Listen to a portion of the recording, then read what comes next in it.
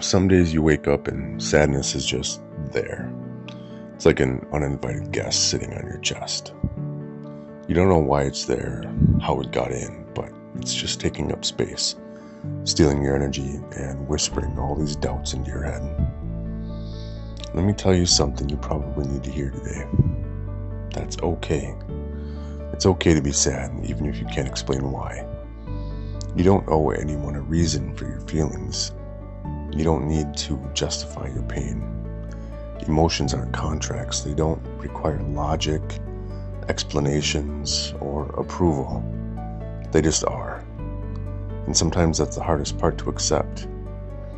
We live in this world where everyone's obsessed with fixing things and feeling sad. So here's a list of 10 hacks to boost your mood in 60 seconds or less.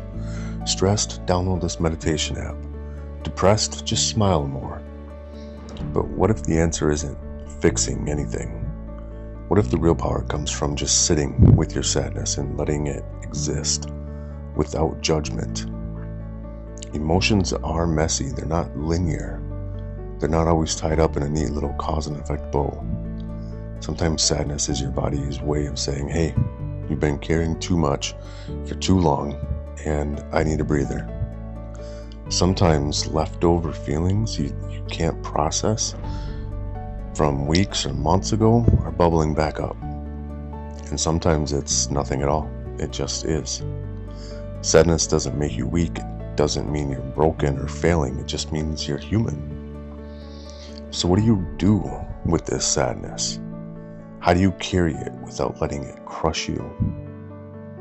Here's a few things that might help, okay? Number 1, give yourself permission to feel. Stop fighting it. Stop trying to shove it down or pretend it's not there. Sadness isn't the enemy.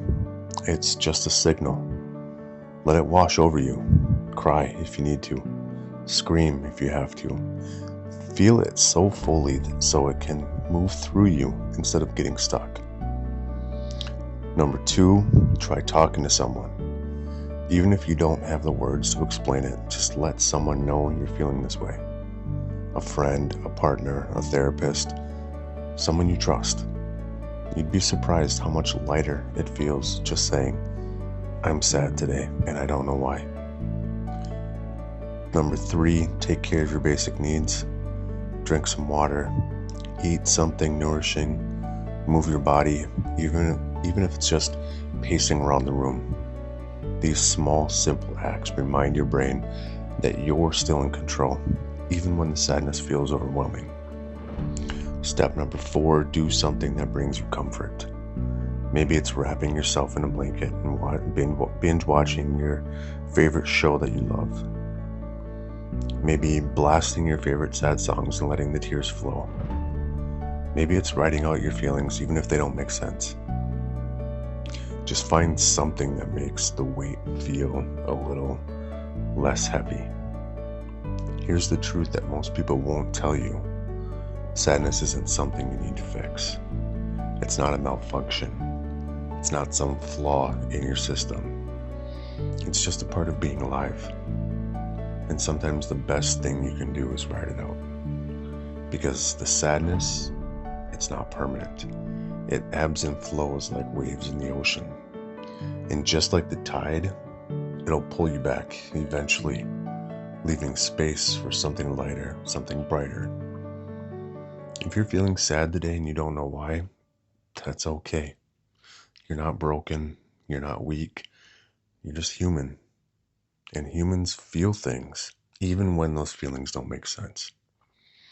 But you don't have to navigate it alone. Feel free to schedule a no-pressure chat with me using the link that's down in the description.